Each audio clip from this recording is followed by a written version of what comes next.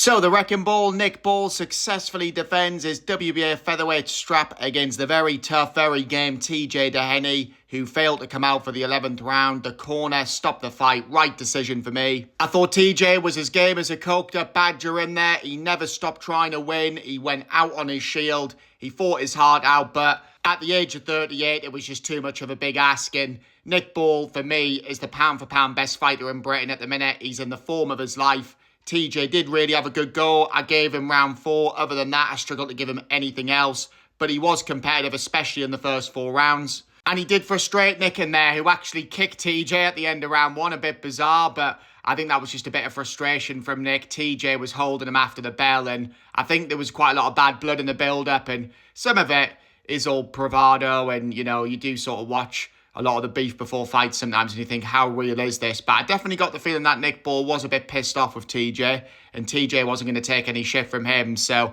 I think that was definitely a mistake from Nick. He'll learn from that. He could have easily had a point off. But yeah, you always got the feeling that Nick was in control. He was breaking TJ down, who was getting tired. I think with TJ as well, he knew he couldn't stand and trade with Nick, who was just way too aggressive, way too good on the inside. And TJ can come forward and he can let his hands go. But if he did that against Nick Ball all night, he would have got stopped a lot earlier.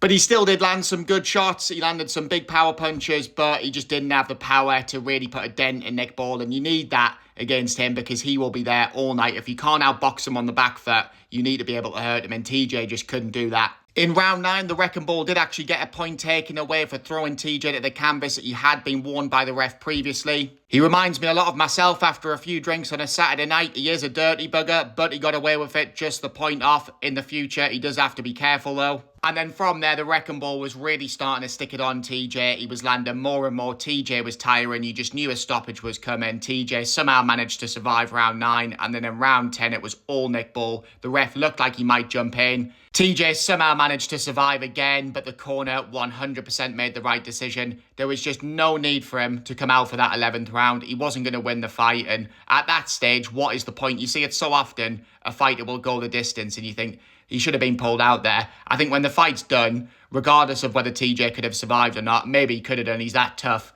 you wouldn't have put it past him going the distance. But what is the point to take even more punishment when the fight is done? So, brilliant corner work. And TJ can be proud at the end of the day. There was zero quit in that man. His corner had to save him. So I'd like to see him retire now, to be honest. He's 38. He's not going to get any better. He's been world champion. He's earned good money. So I think he should ride off into the sunset and enjoy his retirement, personally. As for the Wrecking Ball, like any fight fan, I would absolutely love it if it was Inoue next. Inoue has a fight coming up against Cardenas in May, which he should come through quite well. And there's no reason why that fight can't happen. I think Inoue would love the opportunity to become world champion of featherweight. Stylistically, it is just boxing porn on steroids. I think there's a good chance Nick Ball gets stopped, but he definitely would have the power to stop Inoue as well. So what a fight that would be. Hopefully it happens next. And if they can't get Inoue next, there's plenty of good unification fights. You've got Espinoza is the WBO champion. You've got Leo is the IBF champion. And Fulton is the WBC champion. So any of those would do. Whatever happens, it's exciting times for the Wrecking Ball.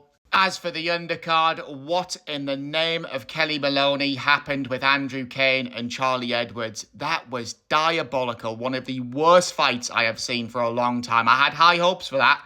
And all Charlie Edwards did was run away for 12 rounds. Insane. And he thought he won at the end. I mean, I like Charlie. He's a nice guy. I've actually met him in Marbella. Lovely fella. But he did not win that fight. He didn't do anything. And even Kane at times, he was doing the same thing. He was just fannying around. The ref had to literally say to them, come on, guys, what are you doing? Are you actually going to throw a punch here? Honestly, that fight sent a bag of gear to sleep. It was so bad. Painful viewing. But yeah, anyway, Kane wins via a split decision. Let's forget that fight ever happened.